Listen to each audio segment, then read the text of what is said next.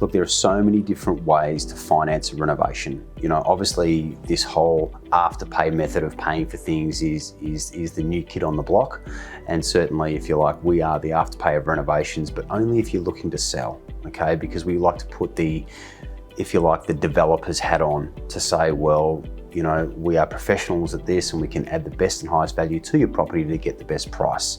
Now, you don't necessarily need to take out payment terms to do that. There are other ways you can do it. And if it's a smaller renovation, you can put on a credit card. You know, you might even get it interest-free for 90 days if you have a credit card. If you don't, you can go to the bank.